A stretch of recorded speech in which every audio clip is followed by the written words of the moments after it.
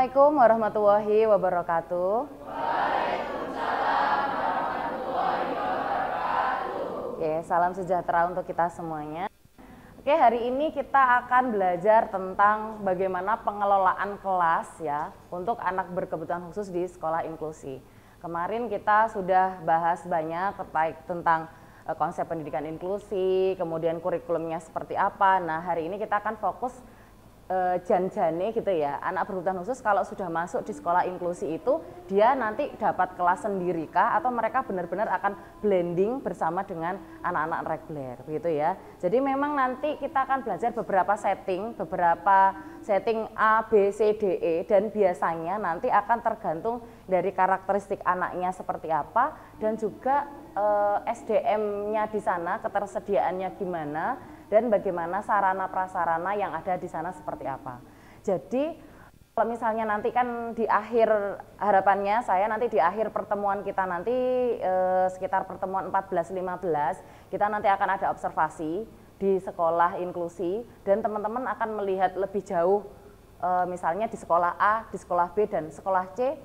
Khususnya misalnya nanti juga kita akan melihat pengelolaan kelasnya kayak gimana. Nah nanti kita akan saling sharing, akan beda loh teman-teman. Misalnya yang sekolah A ini, loh di sana saya tuh nemui ini Bu, ada kelas sumber atau ruang sumber di sana, terus anaknya full di sana. Kebanyakan begitu, dari sekian anak gitu. Tetapi mungkin di sekolah B, dia cenderung lebih banyaknya di kelas reguler. Jadi tiap sekolah itu kayak punya paham tertentu ya. Tergantung dari karakteristik anaknya, kemudian SDM-nya juga begini, kalau anak ditaruh di sekolah di kelas sumber atau resource room itu kan nggak bisa anaknya cuma ditaruh aja ya kan, ya hukuman lah ya berarti ya. Berarti anaknya dihukum. Nah ini kan dimana di resource room itu pasti ada SDM-nya, ada gurunya. Kadang ada sekolah itu yang gurunya terbatas ya, gurunya terbatas nggak banyak, sehingga apa dampaknya ya itu kemungkinan kebanyakan anaknya ada di reguler meskipun di sana itu mengganggu atau kurang kondusif. Jadi kita nanti akan lihat secara real seperti apa. Nah sebelum kita terjun jenis-jenis settingnya kayak gimana, kita belajar dulu teorinya di kelas hari ini gitu ya. Kemudian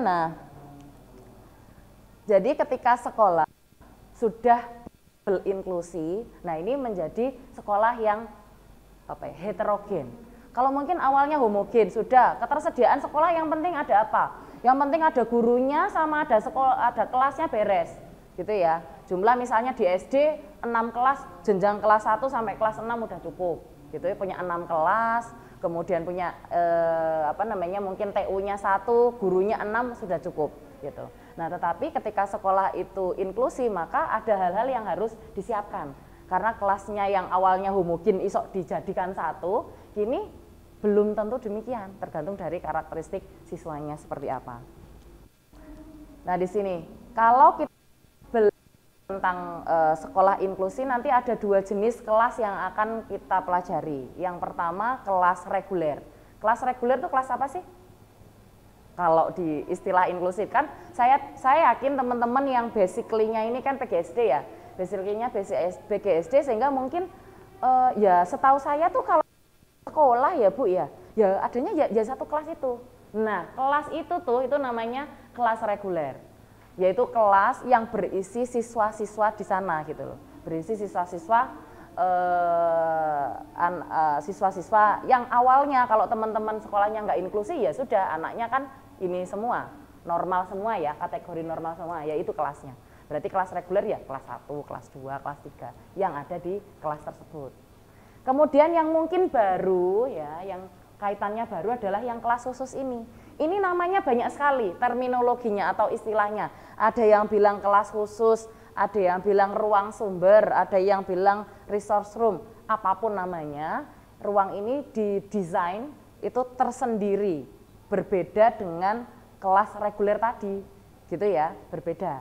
Jadi misalnya ini kelas regulernya, kemudian ada kelas tersendiri mungkin di sebelah sana yang tujuannya adalah mendrill anak berkebutuhan khusus yang mungkin tidak bisa mengikuti pembelajaran secara klasikal seperti ini. Contoh, kelasnya ini lagi belajar tentang perkalian. Nah, kita kan belajar ya tentang bahwa berhitung itu, keterampilan berhitung, perkalian, pembagian ini kan milestone, ada sequence-nya. Nggak iso, kita itu belum tahu, belum bisa penjumlahan, ujuk-ujuk wis perkalian. Bisa nggak? Bisa, tapi hafalan ya. Itu zaman saya tuh ya, zaman saya tuh ngapalin tuh 1 kali 1 berapa sampai 10 kali 10 berapa, bisa. Tetapi ya tidak tahu konsepnya ya, konsep perkalian tuh apa enggak tahu. Itu nek wes sudah tua kayak saya nih ya, udah mulai banyak yang harus diingat, jadinya lupa karena tidak tahu konsepnya. Nah, saya tahu bahwa generasi sekarang ini, saya yakin teman-teman ketika jadi guru nih beda konsep, bahwa anak itu diajarkan konsep bukan hafalan seperti saya dulu ya. Nah, ketika tadi anak-anak belajar perkalian, berarti kan konsep penjumlahnya harus mateng nggak? Ya kan, udah tahu harus mateng. Bilangannya, membilang 1 sampai 100-nya sudah harus oke. Nah, tetapi ketika kelas kita heterogen seperti yang saya sampaikan, kemungkinan di kelasnya teman-teman nanti ada yang bahkan belum bisa penjumlahan sampai 10 misalnya. Penjumlahan saya 10 berarti 1 tambah 3, 2 tambah 4 itu belum bisa. Apakah memungkinkan kalau anak ini kita kasih perkalian? Tidak memungkinkan. Nah, cuman kondisi di lapangan misalnya gurunya cuma 1. Dan saya berarti kan tidak bisa taruh nih, ini namanya siapa Mbak? Christine. Mbak Christine nih yang nggak bisa perkalian gitu, nggak bisa perkalian. Saya sebagai guru kan enak, nek mahasiswa kan anteng ya. Kita di usia ini nggak mungkin lah, paling notok-notok turu ya, paling notok-notok ngantuk gitu. Nggak mungkin kan tiba-tiba Mbak Christine pelayon di sini, saya jelaskan gini mungkin nggak? Nggak mungkin. Misalnya Mbak Christine ini gabut gitu, aduh Bu Ana ini ya jelasin apa sih, nggak paham aku tak lari-lari, kan nggak mungkin ya. Di usia ini ya, di usia ini. Tetapi di SD mungkin banget ya. Di SD itu mungkin banget tangan kita jahilin temennya kayak ngapain, itu pasti sangat dimungkinkan di usia tersebut. Sehingga, nah saya kan sedang menjelaskan nih secara klasikal. Tetapi Mbak Christine karena nggak bisa, anak yang nggak bisa itu gimana sih responnya teman-teman yang saya jelaskan? Mesti apa? Umek, males ya. Itu ya bagus kalau masih cuma males ngantuk itu masih mending. Yang nggak mending tuh apa? Sing umek gitu loh ya, terus mengganggu temannya ya, itu yang biasanya terjadi. Nah, tetapi karena saya tenaganya cuma 1, mengurusi anak di SD biasanya berapa? 20-an ya, 20-25an ya. Nah, itu kan sudah susah. Nah, gimana nih anak ini nanti tidak terlayani kan, karena aku sudah bingung ngurusi sing ini. Oh iya ya Bu, ini ya apa? Ibu ini ya apa ya? Biasanya kan biasanya seperti itu. Ibu ini belum bisa Bu, ini penghapusku hilang ya. Penghapusku hilang, pensilku protol ya, sakeh pokoknya problemnya gitu. Nah, biasanya sehingga anak ini nih kita butuh adanya guru pembimbing khusus yang benar-benar dampingin dia. Kenapa kok dampingin dia? Karena guru kelasnya umek, ngurusi itu tadi pensil hilang ya, penghapus coklek kembali seperti itu ya. Sehingga perlu anak ini balik ya, pensil coklek, penghapus hilang. Nah itu ya. Nah ya nggak ada nih yang ngurusin Mbak Christine gitu. Sehingga perlu ada guru pembimbing khusus. Cuman ya ini tergantung sekolahnya. Pengadaan guru one on one kayak gini ini kan ya spesial nggak? Spesial ya. Nah, ada 2 cara pengadaan guru itu. Yang pertama diadakan oleh pemerintah, dinas. Misalnya kalau di kota Surabaya itu ada yang namanya tenaga kontrak dinas pendidikan. Jadi yang ngadain, yang bayarin pemerintah. Ya sudah, sekolah kan jadi ringan ya karena sudah terbantu ada tenaganya, tidak ikut ngurusi pembiayaan untuk dia. Nih itu alhamdulillah. Tetapi juga ada sekolah yang mungkin kadang swasta ya, ini belum ada. Tetapi sekolahnya bonafit. Saya kemarin diajak ngobrol sama mantan kolega saya. Saya itu dulu kan ya juga guru ya, guru TK. Gak nyangka ya saya jadi guru TK. Oke, nyanyi terus ya, enak pokoknya guru TK ya. Nah, guru TK terus dia nasional plus ya, ikut kurikulumnya Singapura. Aduh, cek kaya banget ya, ikut kurikulumnya Singapura. Terus kita ikutnya kurikulum Singapura, Bu. Gimana ini gitu. Nah, eker-ekeran, ya bukan eker-ekeran, sedang berdiskusi dengan orang tuanya tentang pengadaan guru pembimbing khusus itu.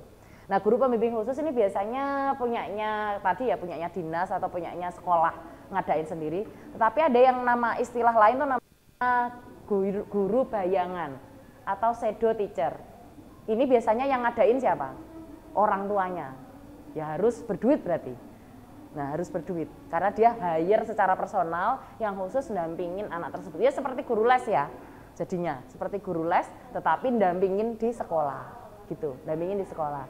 Nah, ini ya memang kurang lebih beberapa setting ya yang nanti akan kita temukan di sekolah. Ya banyak, akan berbeda-beda. Ada yang tidak ada sama sekali, ada yang ada tapi diadain guru orang tuanya, ada yang diadain sekolahnya, ada yang diadain oleh dinas. Jadi nanti kita akan ketemu yang beragam, sekolahnya karakteristiknya akan berbeda-beda. Tuh. Kemudian yang tadi masih ke GPK tadi ya, guru pembimbing khusus itu someday ya kadang ada di kelas dampingin Christine. Tetapi jika ternyata Christine tiba-tiba tantrum ya, coba sih, koyo apa tantrumnya anak autis, coba Mbak Christine.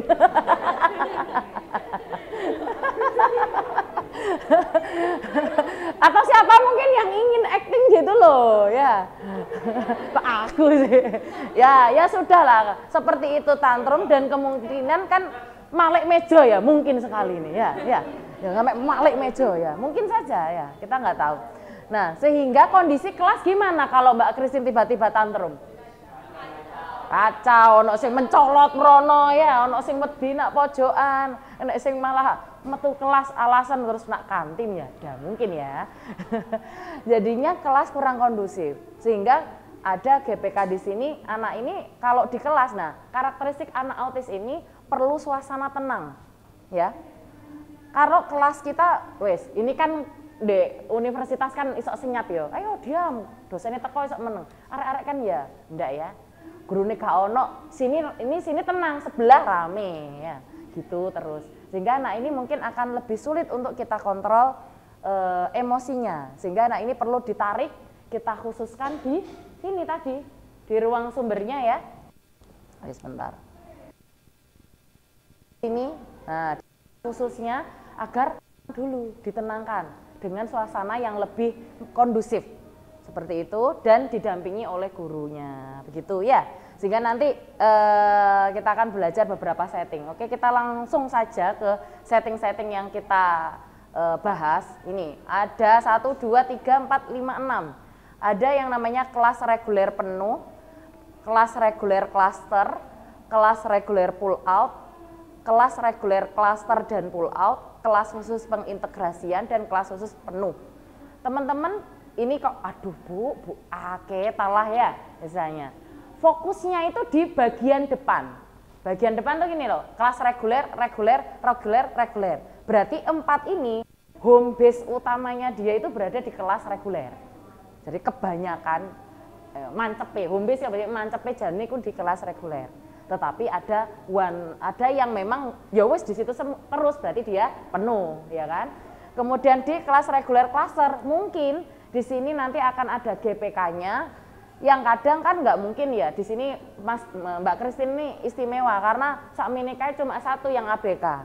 Tetapi kalau teman-teman ke sekolah real inklusi enggak ya, jarang sak kelas itu cuma siji ku jarang. Umbiuan saiki. Ya, umbiuan saya juga heran. Sekarang kok jadi kayak SLB dalam sekolah inklusi sekarang gitu, banyak banget. Kalau saya ke sekolah gitu ya, taruh SMP gitu, SMP berapa, ini total berapa ya anak berkebutuhan khususnya, 20 sekian, nah oke gitu. Yang SD tuh, aduh tambah lebih banyak lagi, karena biasanya SD itu opsinya kan masih banyak yang prefer ke sekolah inklusi. Kalau SMP tuh banyak orangnya, oh aku lihat kemarin di SD inklusi nggak terlalu berkembang, anakku tak pindahkan di SLB, itu ada. Tapi di SD biasanya lebih banyak. Nah biasanya di klaster, jadi di klaster ini ada Mbak Christine, ini namanya siapa? Mbak Titin, Titi, nggak pakai K, Titi. Oke ya, Mbak Christine, Mbak Titi, terus Mbak Linda.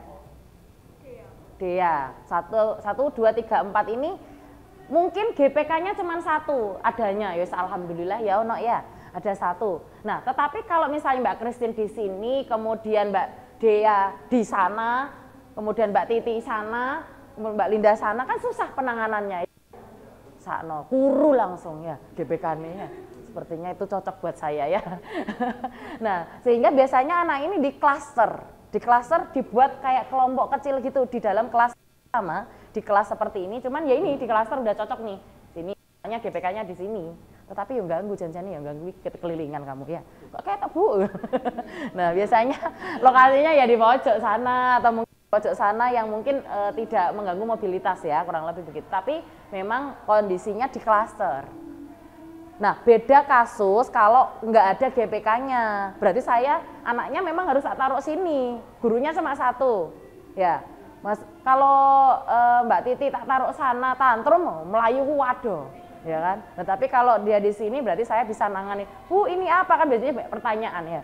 Oh, nanti ngurus di sini lagi. Nah, seperti itu. Jadi setting-setting ini nanti tergantung karakteristik kelasnya, gitu ya. Tadi itu kalau kelas reguler penuh berarti dia penuh, gitu ya. Penuh ini bisa tidak pakai GPK, ya, nggak pakai GPK. Contoh nih, anak tunanetra, ini di kelas saya ada, maksudnya di jenjang mahasiswa tuh ada. Dia tidak ada hambatan intelektual. Jadi yang lain belajar perkalian, yo dia yo iso perkalian. Kemudian cuman yaitu harus diverbalisasikan. Jadi yang melakukan modifikasi gurunya. Misalnya ada gambar-gambar ya kita jelasin. Masa, ayo Nana lihat gambar berikut. Yaudah, apa makna dari gambar tersebut? Nah, Rae paham enggak? Ya kan enggak ya. Sehingga kita perlu melakukan mendeskripsikan gambar yang ada di depan, gitu. Nah, biasanya dibantu dengan tutor sebaya sudah cukup anak-anak yang seperti ini, ya kan? Sebelahnya atau nek anak ini misalnya Mbak Linda terus yang ngonconi gitu capek ya. Ya sudah kita bisa bikin bergilir. RSD kan biasanya penak nek dikongkon-kongkon ya. Iku aku anak gurune soalnya disuruh. Nah, biasanya begitu. Mbak saya dulu begitu sih, ya. Kemudian nah, ini yang di klaster tadi udah paham ya. Kemudian kalau yang kelas reguler pull out, ini jangan-jangan kok PowerPoint nih kok tidak saya nyalakan ya sudah ya. Bentar. Nah, kalau yang pull out itu yang gimana?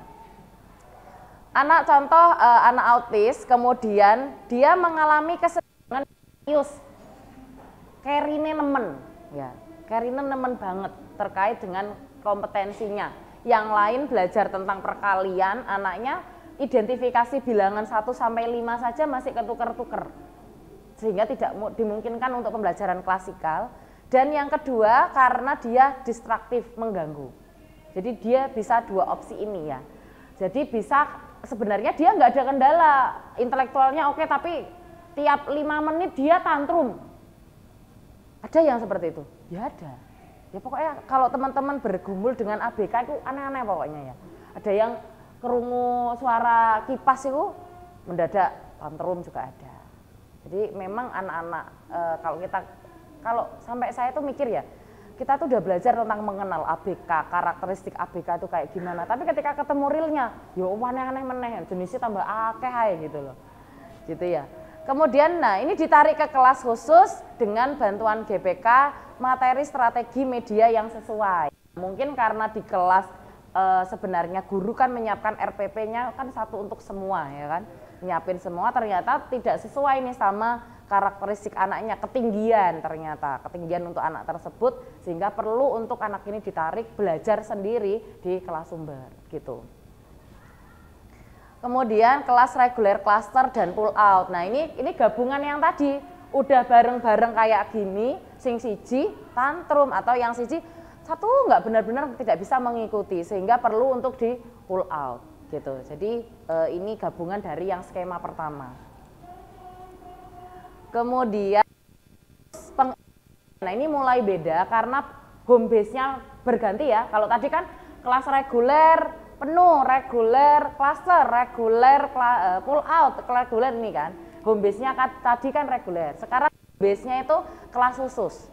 Sehingga dia sebenarnya mostly atau sebagian besar kehidupan dia di sekolah itu di kelas khusus. Jadi ABK di kelas khusus, kemudian tetapi ada momen-momen ABK ditaruh di kelas reguler pada bidang tertentu saja. Jadi kalau anak yang seperti ini biasanya anak yang disertai dengan hambatan intelektual. Kalau anak disertai hambatan intelektual itu kan dia kekurangan di semua mapel. Tahu ya, nah nanti bedanya sama kesulitan belajar spesifik itu di situ. Jadi anaknya yo berhitung ya enggak bisa, belum bisa gitu ya. Kemudian juga membacanya belum bisa. Sampai dengan penerimaan materi pelajaran pada umumnya juga belum bisa. Contoh biasanya kelas 1 apa sih materinya, tema diri sendiri misalnya taruh lagi, atau family atau keluarga.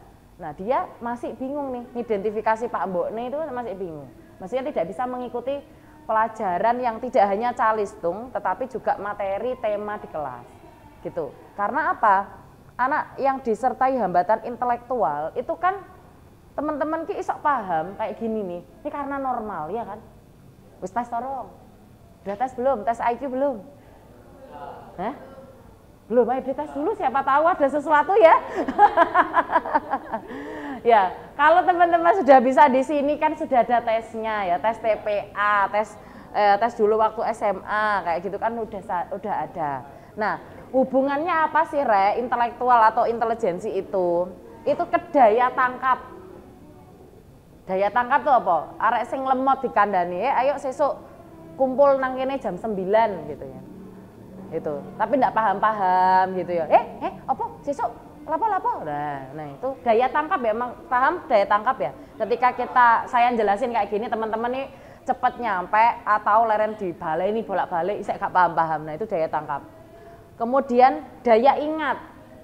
Udah nyampe sih, sudah paham tapi gampang lupa. Ya. Atau memang sengaja dilupakan? Asik. Ya. Uhuy. Itu ya, jadi daya tangkap, daya ingat, daya nalar juga iya. Ya, daya nalar. Jadi kita bisa memecahkan masalah itu perlu daya nalar yang tinggi, kritis apa enggak. Nggak bisa, ayo coba ini bagaimana kita bisa menyatukan jari ini, kadang akeh ya itu. Bagaimana caranya, nah itu. Jadi kurang lebih beberapa daya nalar itu kan teman-teman udah tahu ya, kurang lebih gitu. Nah itu pengaruh, jika anak mengalami intelektualnya kurang, maka semua skills tersebut tidak seperti kita gitu loh, nggak bisa. Suruh nali sendiri itu nggak bisa. Biasanya kok nggak hanya di kognitif ya, tetapi juga merembet ke lainnya seperti bahasa. Biasanya jadinya dia speedily. Berapa belum bisa ngomong. Terus motoriknya juga benikne saya angel, melayu saya tiba-tiba. Jadi banyak merembet ke hal lainnya. Jadi memang yang kelas khusus ini biasanya untuk satu anak yang disertai hambatan intelektual dan atau yang distraktif, yang benar-benar mengganggu kayak anak autis yang per 5 menit gitu loh.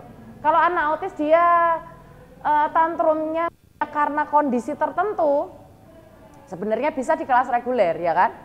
Kita bisa menyesuaikan saja. Anak ini tidak bisa kalau ada kipas angin Bu, ya sudah berarti kita ganti AC. Bisa dikondisikan, ini contoh ya. Nah tapi kalau anak tersebut kita tidak tahu penyebabnya, pokoknya itu tiap 30 menit umek misalnya, tiap 30 menit nggak tahu, nggak ada reasonnya misalnya. Nah berarti memang amannya anak tersebut berada di kelas khusus gitu, karena kita nggak tahu penyebabnya dan selalu schedulingnya sama. Atau mungkin ya wis 15 menit, engkau 15 menit dikotong iki waya tantrum lah masa gitu ya, repot ya. Tapi lucu ya kali ya. Jadi kita sudah tahu nih dia 15 menitnya tuh normal nih dia. Oke, di sini deh. Ini siap nih dia mau tantrum, kita pindah deh. Nah, kan ya susah ya. Jadi tergantung teman-teman kayak gimana. Nah, kemudian dia itu di kelas regulernya pada bidang tertentu saja. Nah, bidang tertentu saja ini biasanya kalau mapel apa sih sebenarnya yang tidak membutuhkan kognitif? Akeh-akeh ya, semuanya butuh sih, tapi nggak butuh banyak-banyak. Penjas, ya. Ini berarti ada sesuatu ya sama anak-anak penjas ya. Asik. Aduh. Oke ya, jadi penjas. Nah, penjas kan lebih banyak motoriknya seperti itu. Nah, kita bisa tuh menyatukan anak tadi kan awalnya dikhususin. Nah, cuman waya penjas ini boleh nih digabungin gitu. Apalagi kalau penjas anak SD kan nggak yang harus jadi atlet kan, paling dulin-dulinan, bekel gitu-gitu kan. Jadi kan bisa gabung. Kemudian seni SCBD bukan SCBD apa tuh? Itulah ya, pokoknya sulit sekali saya itu nggak tahu singkatannya ya. SCBD itu ya apa sih? Wes, iku, nah SCBD iku. Pakai di lebih penting itu ya beda ya. Itulah ya pokoknya seni budaya lah ya. Ya, kalau seni budaya kan juga ini ya tidak banyak kognitif.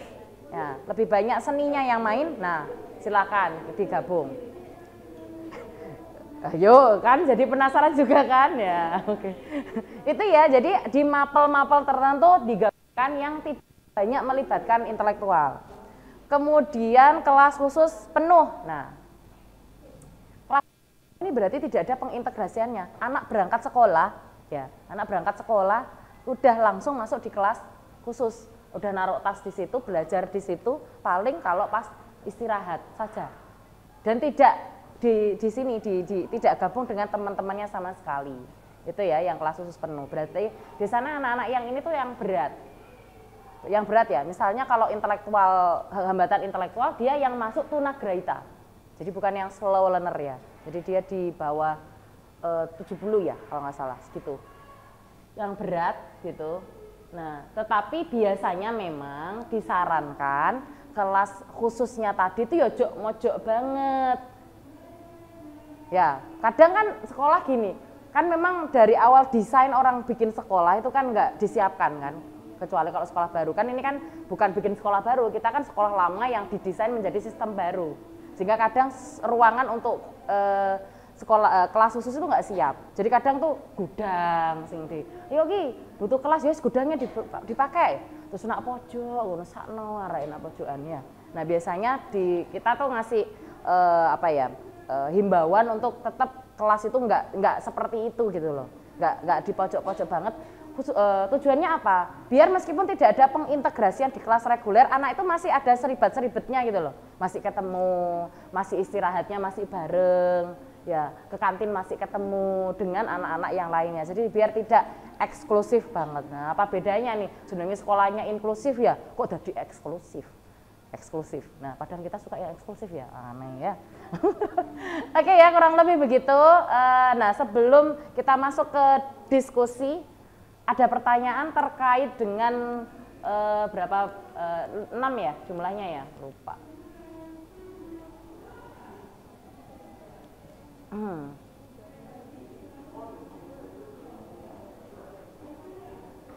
Nih, ada pertanyaan terkait dengan jenis-jenis ini. Dor, nih ya ada 6 ini. Selanjutnya saya akan buat kelompok kita, kelas kita menjadi 4 kelompok ya. Oke, untuk memudahkan movingnya langsung aja dibalik, kosek, dijelaskan dulu ininya ya, disuruh ngapainnya. Tapi nanti langsung belok aja ya, oke. Nah, ini nanti kita bagi menjadi 4 kelompok ya. Disuruh apa sih? Nah, disuruh nih ada contohnya studi nomor 1 ABKA, dia slow learner dengan IQ 82, tidak dapat mengikuti kurikulum reguler, tidak memiliki gangguan lainnya. Nah, anak ini tuh cocoknya di setting yang mana? Apakah kelas reguler penuh, apa kelas reguler klaster, ataukah yang mana, atau taruh aja Bu di kelas khusus penuh misalnya, dengan berikan argumennya teman-teman kenapa kok cocoknya pakai itu, seperti itu ya. Oke, selanjutnya berarti yang kelompok A sini ya, Dor Mbak dibalik, A, kemudian sini B. Oke, dibalik. Badannya dibalik, Rek. Biar ada pergerakan cekak. Kayak saya ya, oke. Dibalik. C ya, sini C ya. Terus sini yang D. Oke.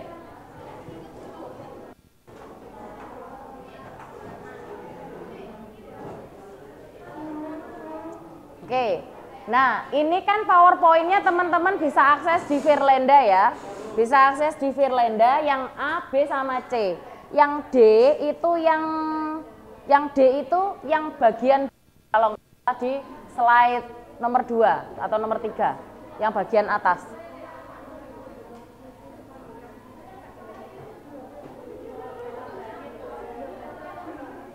Mbak.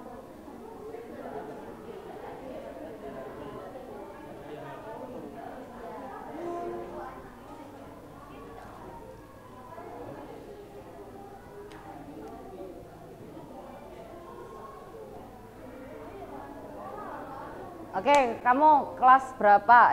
Apa yang mana? Yang C? Ya.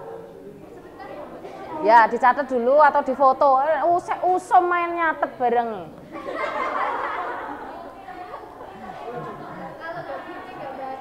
Nah, atau difoto yang ini sama nanti yang bunderiku tadi ya. Foto gitu aja. Foto ini sama yang tadi lingkarannya itu. Oke. Udah difoto sudah?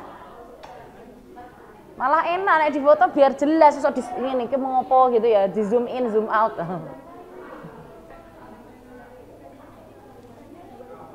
Oke. Sudah difoto? Sudah? Yang D. Nah, foto sih.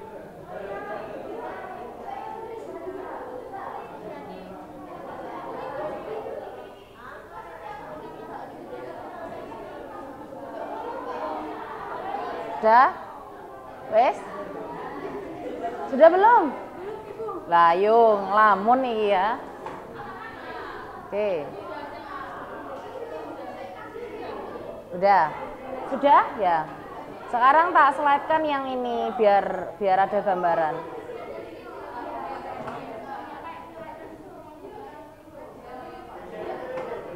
Yes.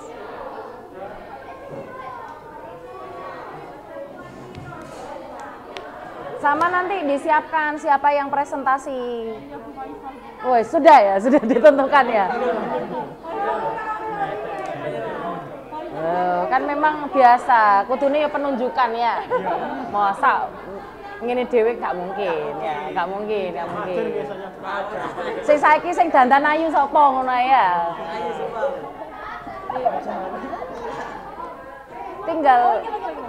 Tinggal penentuan milih aja itu ya, milih yang mana dari 6 opsi itu, pilih yang mana, kemudian alasannya kenapa, gitu aja ya. Kenapa? ADHD ya, yang ADHD iya, kamu kan yang kasus D toh? Iya yang kasus D ini di mana? ADHD itu artinya ADHD apa? Saya balik meneng neng awal semester ya opo sih ADHD kak ropo. ADHD itu gangguan ini loh, gangguan pemusatan perhatian dan disertai hiperaktif.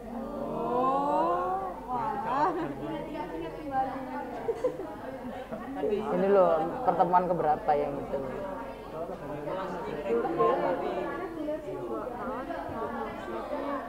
Oke ya.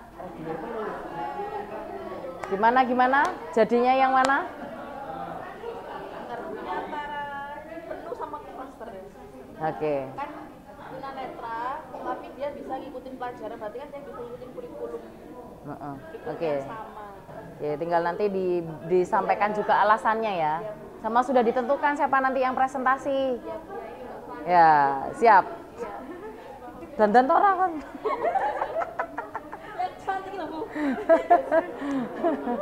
Kita aja tinggal milih sama menentukan dan memberikan alasan gitu aja ya. Gimana? Sudah ada titik terang? Sudah. memilih, memberikan alasan dan memilih siapa nanti yang maju. Iya kan? Satu toh? Ya. Oke. Gimana nanti yang maju siapa, Mbak Christine?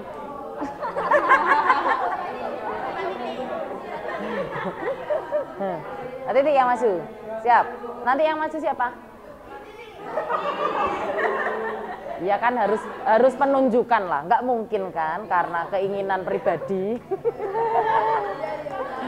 Ya tinggal dipilih yang mana dan diberikan alasan ya, seperti apa.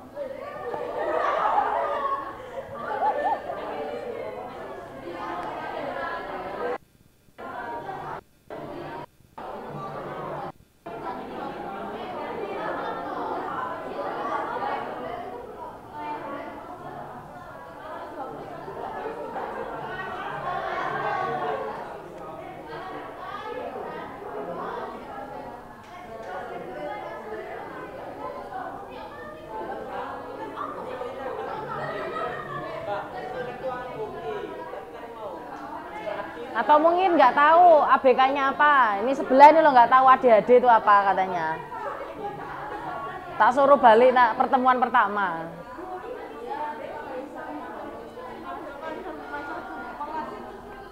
Jam berapa sekarang? 9.40 ya? Iya, 9.40. Presentasi. Presentasinya kan mudah.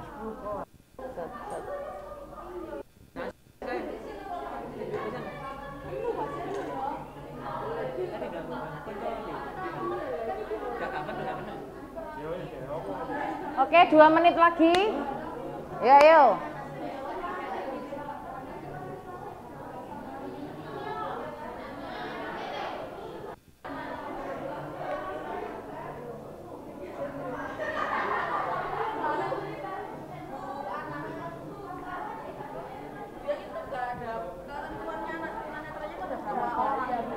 Enggak. Satu.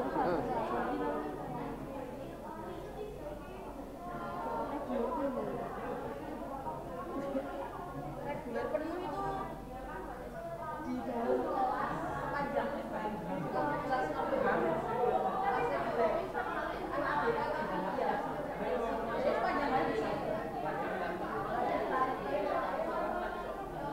Saya tuh kapan hari ketemu sama kepala sekolah. Ternyata ya beda-beda.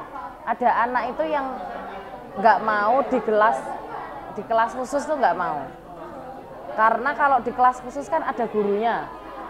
Dan anaknya kan kayak didriling, ayo belajar gitu ya. Jadi dia tuh lebih suka di kelas reguler. Itu ada yang begitu. Dan ada yang sebaliknya. Malah nggak suka kalau di reguler, tapi suka di khusus. Karena biasanya tergantung guru, beda-beda ya karakteristiknya. Ada yang enggak gitu ya. Dan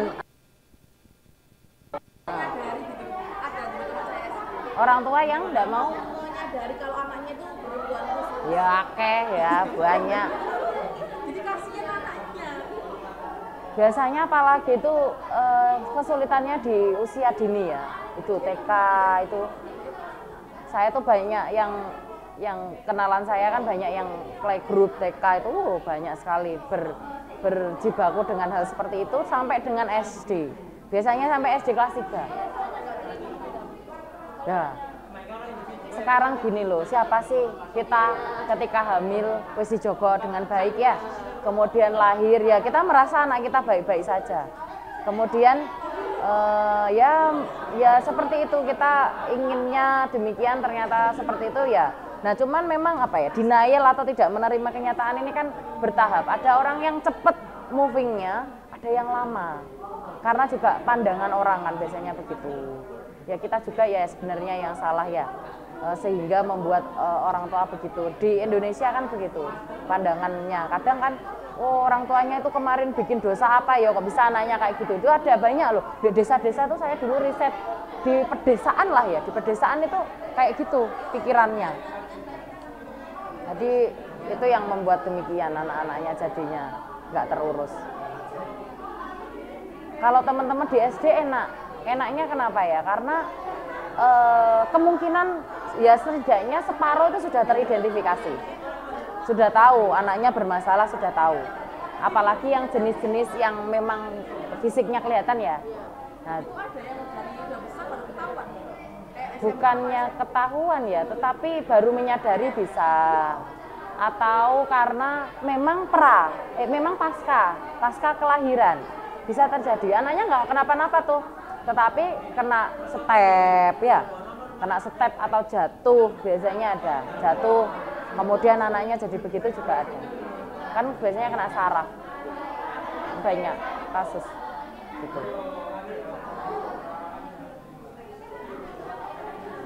Oke, sudah cukup. Bisa angkat tangan noe.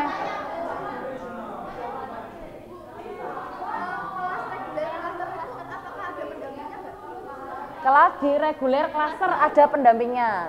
Kalau yang di reguler penuh tidak ada. Yang pull out ada.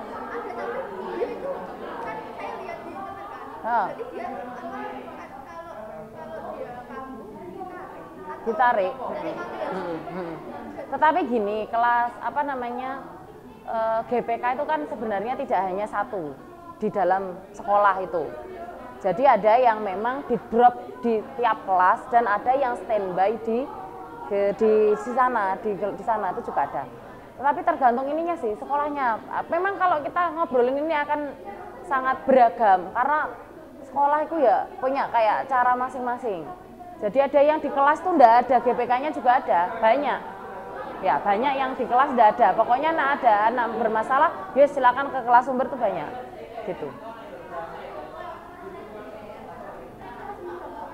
Oke ya, cukup ya.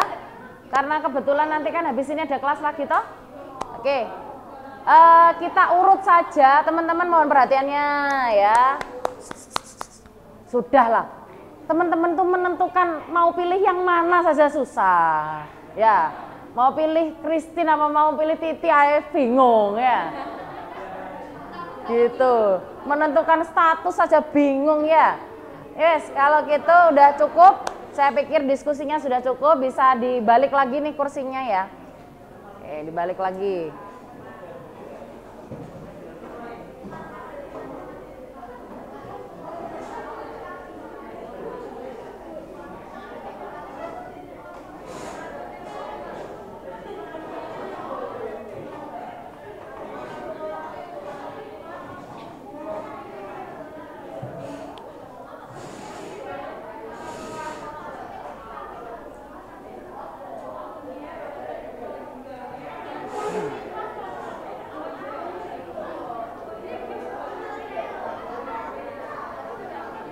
Ayo tarik kok autis kabeh dak yo ya, ayo.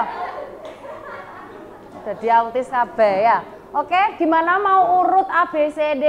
A B C D. Atau mau acak?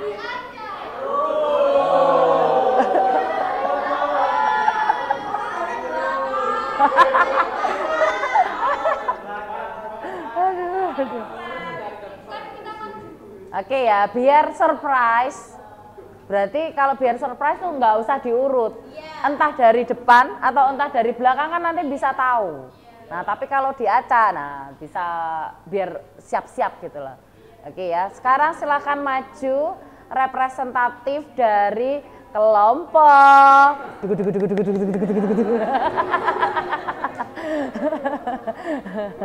Kelompok D.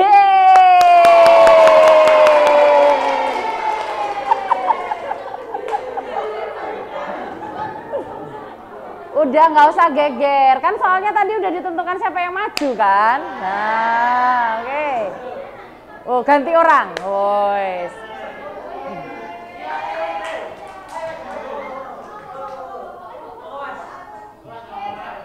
Yes. Gitu dong, jadi cowok mewakili. Oke, silakan.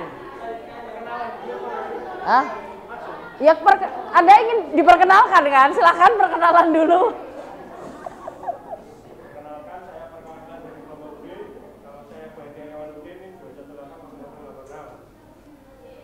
Anak yang mempunyai kebutuhan ADHD, tidak disertai hambatan intelektual, sulit berkonsentrasi kalau kondisi ramai, untuk karena ini Oke, sebentar Mas. Ini kan teman-teman yang lain tadi nggak baca spesifikasinya, jadi kita tampilkan dulu. Oke, ini yang D ya. D. Oke. Dikarenakan pada hambatan pada ini tidak mempunyai hambatan atau kesenjangan yang serius untuk menghadapi anak yang berkebutuhan ADHD, guru bisa mendampinginya agar tidak hiperaktif dalam pembelajarannya dan untuk sulit berkonsentrasi kalau kondisi ramai, pada guru bisa membuat kondisi kelas yang bisa lebih kondusif lagi. Berarti apa pilihannya? Reguler penuh. Reguler penuh. Oke, terima kasih. Silakan duduk. Yeay. Nah, problem sebenarnya di dalam di anak ini kan sebenarnya di sini ya. Satu kan dia tidak ada problem. Sebenarnya dia bisa mengikuti kurikulum yang berjalan di kelas tersebut. Nah, problemnya sebenarnya adalah ini. Sulit berkonsentrasi dalam kondisi ramai. Ini ada dua opsi berarti sebenarnya. Satu, mengkondisikan ruangannya biar nggak ramai. Kemudian yang kedua, menarik anak tersebut berarti bisa sistem pull out, kelas reguler pull out. Jadi anaknya ditaruh di ruangan khusus ketika kondisi tidak memungkinkan, seperti itu. Nah, cuman karena siapa tadi Mas namanya? Fahmi. Bahtiar. Nah, Mas Bahtiar ini pede dia. Dia percaya diri. Saya lo bisa membuat kelas saya menjadi kondusif. Oke.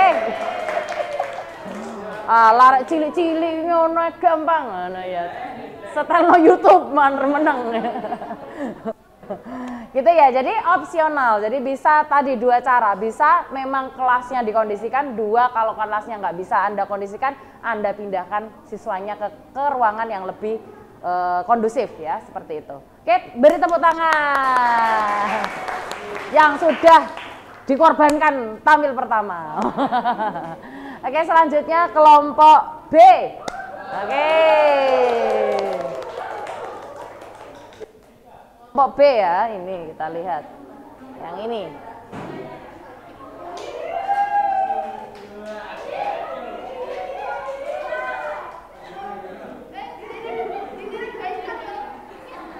Assalamualaikum warahmatullahi wabarakatuh. Waalaikumsalam warahmatullahi wabarakatuh.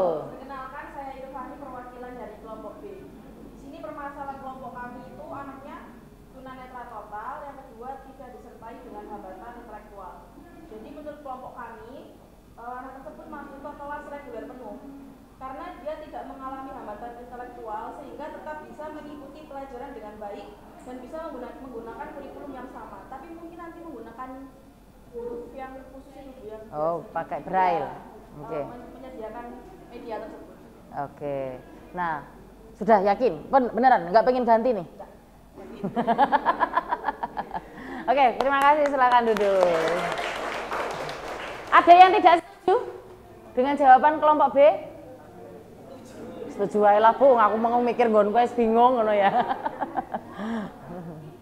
Oke, fine. Thank you. Ini ada yang nggak setuju nih. Kenapa? Kenapa nggak setujunya? Ya. Kesulitan buat satu orang itu yang tunanetra itu, dan guru tersebut juga sulit untuk menjelaskan ke dia walaupun intelektualnya tidak ada hambatan. Mungkin bisa ke Udah ke Cito ta? Ke kelas. Ini ada klaimnya menggunakan media pembelajaran yang sesuai. Jadi ada bantuan braille-nya, nanti ada tulisannya seperti itu tadi klaimnya. Gimana? Jadi ada guru tersebut bikin dua media, satunya buat reguler, satunya buat anak ini. Iya kan, kalau misalkan medianya tetap jadi ada dua kan, anak tersebut pasti kemana-mana kalau misal belajar kan pasti punya media itu tadi. Jadi mungkin satu aja, tapi untuk materinya, iya. Jadi setiap guru mungkin bisa menyediakan untuk anak tersebut. Tapi jika misal guru tersebut tidak bisa tidak ada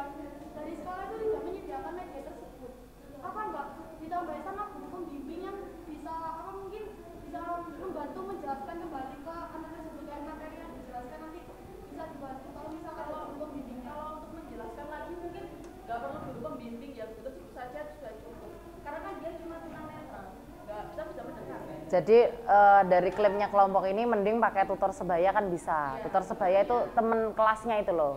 Ini karena calon kepala sekolah yang baik ini. Nah. Minim budget, ya ini minim budget nih, bagus nih. Minim budget, jadi dia mengoptimalisir semua sumber daya. Jadinya yo siswanya dimanfaatno gitu ya, sehingga bisa saving di bagian ini gitu. Tapi bagus, ya ini realistis ya, ini realistis. Dalam artian kita nggak tahu nanti ekonomi ke sekolah kita kayak gimana gitu, kita berada kan seperti apa. Nah ini calon kepala sekolah yang bagus, memanage dengan baik. Oh ini bisa kok dialokasikan ke sini ini kayak gitu. Tapi meskipun klaim dari kelompok D juga tidak salah ya, kelompok D juga betul. Wah ini nanti gimana kan yang bagus idealnya tuh gitu. Jadi ini berbasis dari siswanya, idealnya gimana? Ini berbasis dari manajemen sekolahnya gitu ya. Dan tapi sebenarnya dua-duanya bisa jalan gitu ya. Gitu. Oke. Next apa? Aku tuh kaget lihat ini loh, tak pikir logur. Ternyata beda. Ternyata dua. Oke ya, selanjutnya ya kelompok A. Oke.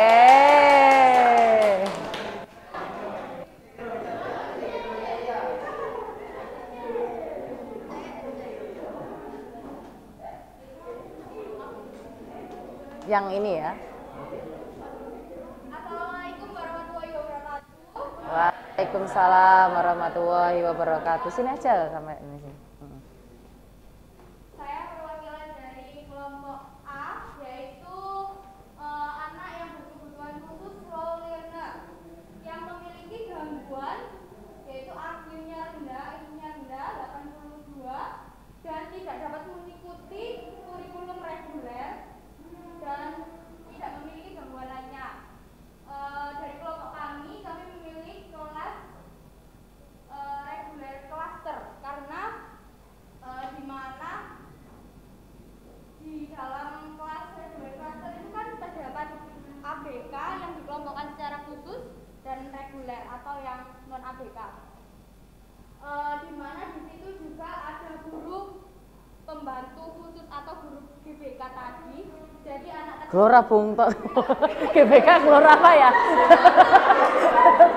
Gelora Bung Karno ya. Oke. Next. GBK. Oke. Kayaknya saya supporter Bu, jadi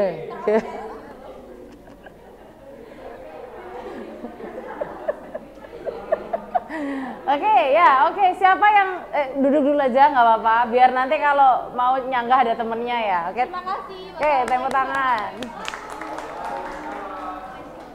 Ada yang nggak setuju kalau pakai GBK Gelora Bung Karno, nggak setuju? Dia pakai kelas reguler cluster nih untuk sini. Kelas reguler cluster udah oke? Setuju semua? Oh, sampai meripatin, ada yang nggak setuju?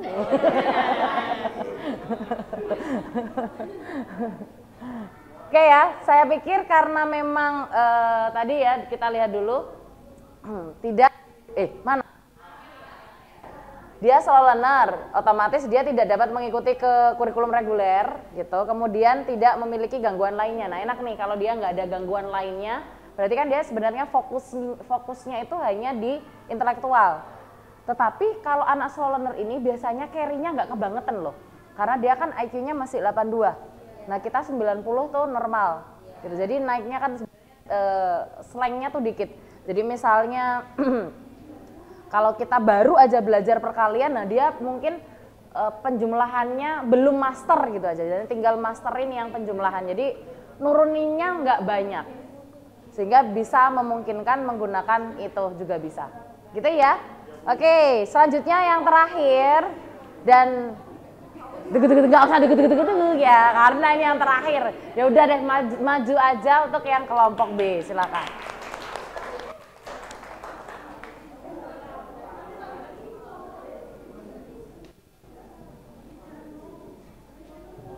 Agak maju. Nah. Assalamualaikum warahmatullahi wabarakatuh. Waalaikumsalam warahmatullahi wabarakatuh. Saya di sini sebagai perwakilan dari kelompok C.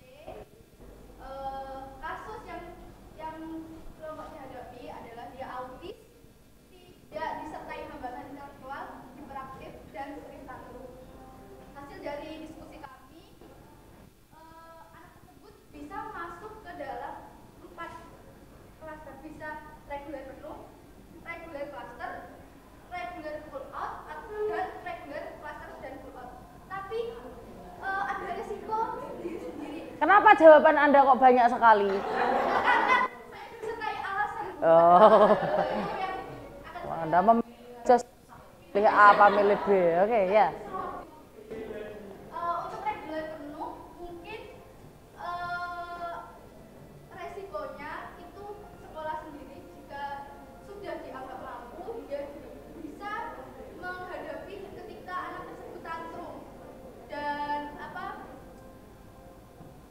resiko kedua ada kemungkinan besar bahwa anak tersebut terjadi pembulian. Itu yang mana? Kalau yang mana? Yang reguler penuh. Oh, oke. Terus? Untuk karena saya terinspirasi dari drakor. Apa? Dari Boyomo. Wah. Dia kan tantrum, dia kan autis tantrum tapi IQ-nya tinggi. Tapi dia bisa menghadapi. Cuma emang ada pembulian di situ. Terus untuk reguler penuh, reguler cluster, reguler pull out atau reguler cluster dan pull out, saya rasa tidak ada hambatan yang se-ekstrim di reguler penuh. Oke. Ini paling cocok ini soalnya sukanya sama drakor ya, sukanya cocok drakor. Sengaja gimana itu sing autis ya kayak ya. Sengaja. Jadi yang mana inginnya? Kalau ya tahu ya, kita tuh kan dari awal kita bahas bahwa semua setting ini nggak ada yang salah.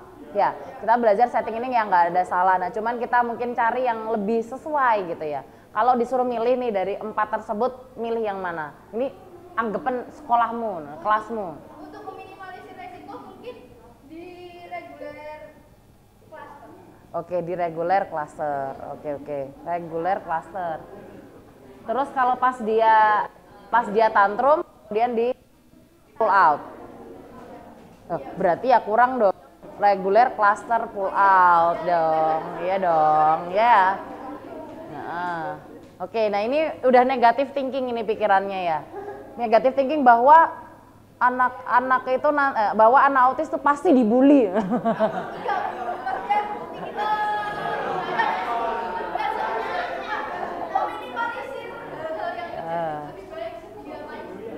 Oke ya, jadi kalau final decisionnya adalah pilih yang pull out cluster di pull out. Udah di cluster di pull out lagi. Oke, thank you. Oke, ada yang menyanggah? Senengannya nyanggah ini kelompok D ini ya. Oke, kenapa D? Mungkin kalau dari saya itu bisa ke reguler penuh, kalau nggak gitu kalau waktu dipraktik dan tantrumnya itu mungkin langsung di ini Ya nggak bisa dong, kan udah opsi lainnya. Kelas apa tadi lale-lale. Kelas reguler pull out kan ada. Kenapa harus pilih yang kelas khusus penuh kelas reguler penuh? Ya maksudnya gini. Ayo balik meneh iki. Ayo.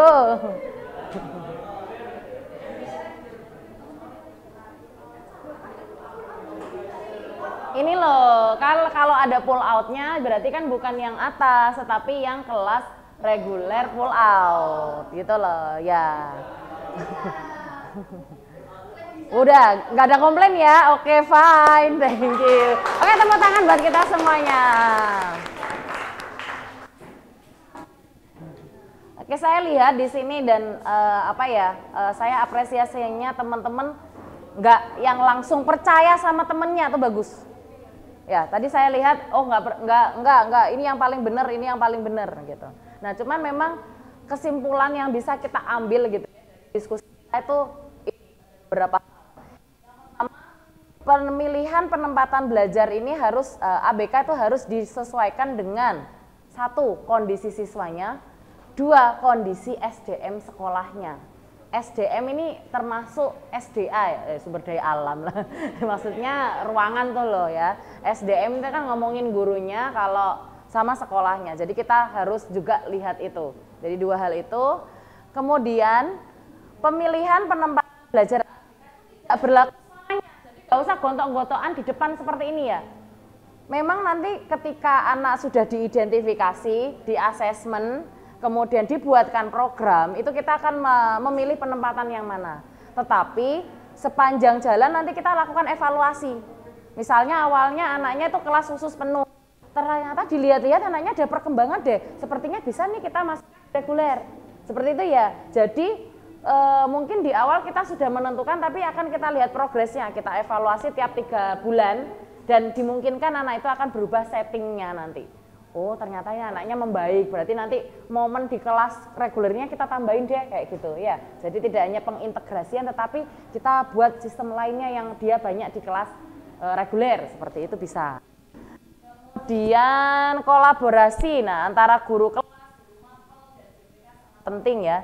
Jadi harapannya nanti tidak terjadi cuci tangan. Oh berarti kalau anak resek langsung tak kirim rono nonggone sekolah di kelas khusus ya, tidak ya. Kita juga harus tahu anaknya karakteristiknya seperti apa. Ini saya sangat ketat ya terhadap kelas ini ya, karena ini kan kelasnya PGSD, berarti kan teman-teman ini nanti kan jadi guru kelas. Mari ngono enak, aku nggak apa-apa nanti sekolahnya nggak jadi inklusi, wong ada GPK. Mari ngono mak biar gak ono ya, mak jelek apa sih gitu ya. Nah perkembangan ABK menjadi optimal dengan semua aspek, karena teman-teman calon guru kelas ya nggak jadi cuci tangan meskipun di sana ada GPK ya, teman-teman tetap harus kolaborasi gitu ya. Atau ya itu nanti jaga-jaga in case yang paling terjelek teman-teman nanti kemungkinan ngajar nggak ada GPK-nya, berarti teman-teman kan berarti sudah harus siap dari sekarang. Kalau ketemu sama anak autis itu gimana, kalau ini gimana, berarti sudah harus disiapkan dengan case yang terburuk. Jangan leha-leha lah istilahnya. Wah, no GPK santai, nah, tidak selalu demikian, gitu ya. Oke, cukup untuk pertemuan kali ini ya. Kurang lebihnya saya minta maaf. Untuk nanti minggu depan kita ngobrol-ngobrol lagi ya, untuk melanjutkan materi kita sesuai dengan yang kontrak belajar kita di Firlenda. Oke ya, terima kasih. Wassalamualaikum warahmatullahi wabarakatuh.